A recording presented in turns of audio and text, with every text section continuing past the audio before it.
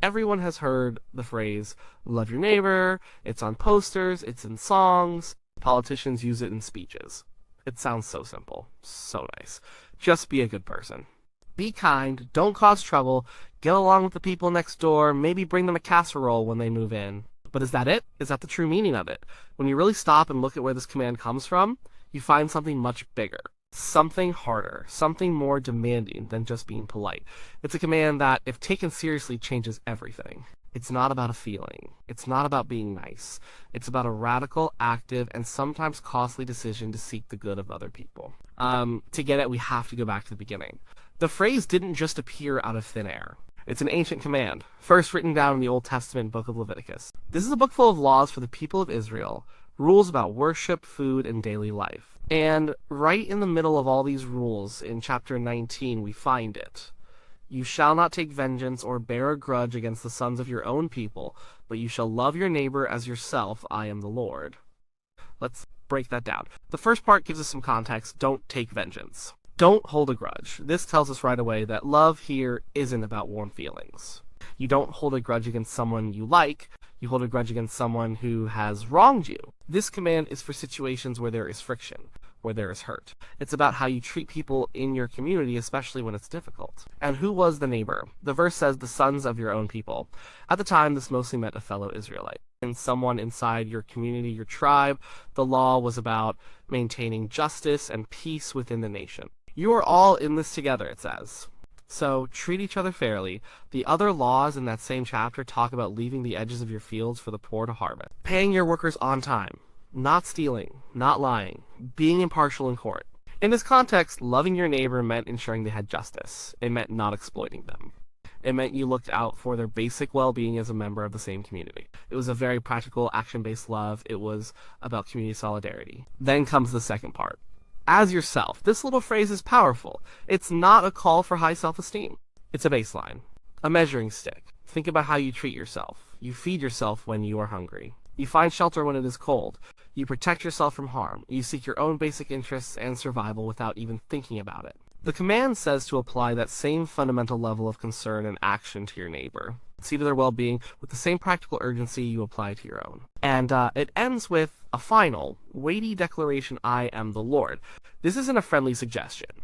It's not lifestyle advice. It's a command from God himself. The reason you do this is because this is who God is. He is just. He is merciful, and his people are to reflect his character.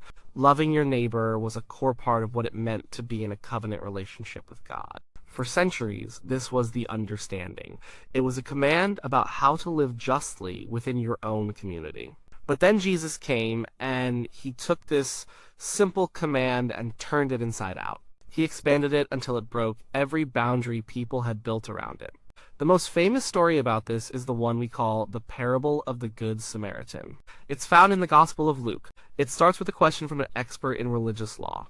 He's trying to test Jesus. He asks, "Teacher, what shall I do to inherit eternal life?" Jesus, as he often does, answers the question with a question. What is written in the law? How do you read it? The expert knows his stuff. He gives the perfect answer, quoting from the Old Testament. He says, "You shall love the Lord your God with all your heart, and with all your soul, and with all your strength, and with all your mind, and your neighbor as yourself." "You have answered correctly," Jesus said. "Do this, and you will live."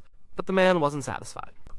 He wanted to narrow things down. He wanted a loophole. The text says he wanted to justify himself. So he asks a critical question, who is my neighbor? This is the question we all ask, isn't it? We want to know where the line is. Who is my responsibility, and who isn't? Who is in my group? Who do I have to care about? Who is on the outside? Just tell me the rules so I know who I can ignore. Jesus doesn't give him a rule. He doesn't give him a definition. He tells him a story. A man was traveling from Jerusalem to Jericho. This was a dangerous, winding road known for bandits. And just as you'd expect, he was attacked. Robbers stripped him, beat him, and left him on the side of the road, half dead. Then, a priest comes along, a religious leader, a man who works in the temple who represents God to the people. He sees the bleeding man, and he crosses to the other side of the road and keeps walking. Why? The story doesn't say. Maybe he was afraid the robbers were still nearby. Or maybe he was on his way to the temple and touching a half-dead body would have made him ritually unclean, messing up his schedule. Whatever the reason, he saw the man's need, and he decided his own business was more important. He saw a problem, not a person. Next, a Levite comes along.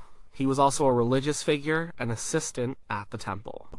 He does the same thing. He comes to the place, sees the man, and passes by on the other side.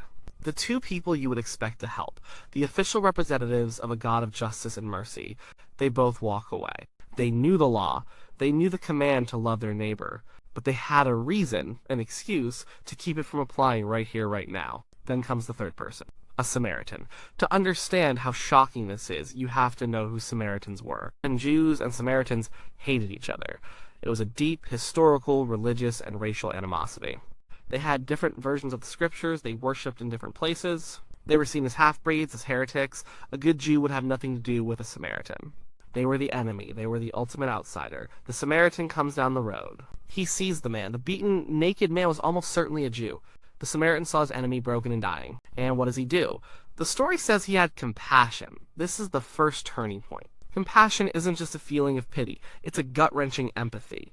It's a deep stirring that moves you to act. The priest and the Levite might have felt a twinge of pity, but it didn't move them. The Samaritan's compassion moved him. He goes to the man. He kneels down in the dirt. He pours his own oil and wine on the wounds. The wine would have been a disinfectant, the oil a soothing balm. This was his own medical kit, his own supplies. He uses them on a stranger, an enemy. He tears his own cloth to make bandages. He lifts the man a heavy, bleeding body and puts him on his own donkey. This means the Samaritan now has to walk. He doesn't just patch him up and leave. He takes him to an inn. He stays with him through the night, taking care of him. The next day he has to leave, so he takes out 2 denarii, which was about 2 full days' wages. He gives it to the innkeeper and says, "Take care of him, and if it costs more than this, I'll come back and repay you on my way home." The Samaritan's love was not a feeling. It was a series of actions. It was inconvenient. It was messy. It was costly. It cost him his time, his energy, his supplies, his money. It put him at risk. And he did it for someone who would probably have spit on him if he had been healthy. After telling the story, Jesus turns back to the expert in the law. He asks a different question. The lawyer had asked, "Who is my neighbor?" Jesus asks, "Which of these 3 do you think proved to be a neighbor to the man who fell among the robbers?" The question is flipped. It's not about identifying who you are required to love. It's about becoming the kind of person who acts like a neighbor to anyone you meet. The lawyer can't even bring himself to say the word Samaritan. He just answers, "The one who showed him mercy." And Jesus looks at him and says, "Go and do likewise." This story completely redefines the whole concept. Your neighbor is not just someone in your group, your country, your religion, or your political party. Your neighbor is any person in your path who is in need. The question is not, who deserves my help, but am I willing to help? The boundary is erased. The circle of responsibility is now infinite.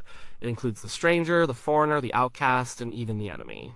So what does this kind of love actually look like in our lives? It's not just for dramatic roadside emergencies. It's a daily posture towards the world.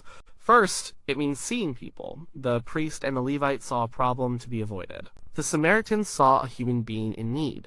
Loving your neighbor starts with paying attention. It's looking up from your phone. It's noticing the person who is struggling, the one who is invisible, the one everyone else walks past. It's choosing to see their humanity before you see their label. Second, it's practical. The Samaritan didn't offer thoughts and prayers from the other side of the road. He got his hands dirty. Love is a verb. It's a meal for a new parent.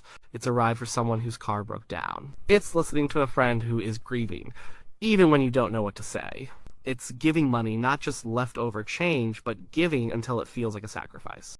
It's using your strength to stand up for someone who is being treated unjustly. It's tangible. It meets real needs. Third, it's universal. The story shatters our tendency to categorize people. We are all experts at drawing lines. We have our friends, our family, our people. And then there are the others. The people who think differently, vote differently, believe differently, look differently. Jesus says those lines don't matter. The person on the other side of the political aisle is your neighbor. The immigrant is your neighbor. The homeless person on the corner is your neighbor. The person whose lifestyle you disapprove of is your neighbor. There are no exceptions. And this leads to the most difficult part of all. It includes your enemies. Later in the Sermon on the Mount, Jesus makes this explicit. He says, "You have heard that it was said, 'You shall love your neighbor and hate your enemy.' But I say to you, love your enemies and pray for those who persecute you." This is completely counterintuitive. Our natural response to being hurt is to hurt back. Our instinct is to seek vengeance, or at the very least, to cut that person out of our lives. Jesus commands the opposite. To love your enemy doesn't mean you have to feel affection for them. It doesn't mean you have to trust them or pretend what they did was okay. It means you actively work for their good. You refuse to dehumanize them. You refuse to play by the world's rules of retaliation. You pray for their well-being. This is the ultimate test of neighbor love. It breaks the cycle of hate. It is an echo of God's own love, who, as Jesus says, makes his sun rise on the evil and on the good, and sends rain on the just and on the unjust. But why is this command so central? Why is it so important? Because it's tied directly to the first and greatest command to love God. When the expert in the law answered Jesus, he linked the two commands together. Love God and love your neighbor. Jesus affirms this connection. He says that these two commands are the foundation for everything else in the entire Bible. They are two sides of the same coin. You can't have one without the other. The Apostle John wrote about this very clearly in one of his letters. He says, "If anyone says, 'I love God,' and hates his brother, he is a liar. For he who does not love his brother whom he has seen cannot love God whom he has not seen." It's a powerful and convicting statement. It's easy to say we love God. God is unseen. He doesn't make demands on our time in a physical way. He doesn't cut us off in traffic. He doesn't have annoying habits. But the people around us, they are real. They are messy. They are difficult. John is saying that our love for our neighbor is the proof, the physical evidence of our love for God. Your faith is not just what you believe in your head or feel in your heart on a Sunday morning. Your faith is what you do for the person in front of you on a Tuesday afternoon. It's how you treat the cashier, the person you disagree with online, the family member who drives you crazy. Love for God is the vertical part of our faith. Love for our neighbor is the horizontal part. You need both to make a complete cross. The first fuels the second. The idea isn't that we just try harder to be good people. The Christian understanding is that our ability to love others in this radical, sacrificial way comes from God's love for us. It's a love that flows from God through us and out to the world. It's not something we can manufacture on our own. And this brings us back to that phrase, "as yourself." It's more than just a simple measuring stick. It's a mirror. It reveals our own deep self-interest. We make countless excuses not to help others. I'm too busy. It's not my problem. Someone else will do it. They probably deserve it anyway. But we would never say those things about ourselves. If you were the one bleeding on the side of the road, would you think, "I'm too busy for this right now"? If your own house was on fire, would you say, "Someone else will probably call the fire department"? The command to love our neighbor as yourself exposes our hypocrisy. It forces us to ask, am I giving the same basic consideration to the needs of others that I automatically give to my own? This is where the true meaning becomes both simple and impossible. It's simple because it's not complicated. See a need, meet a need, be a neighbor.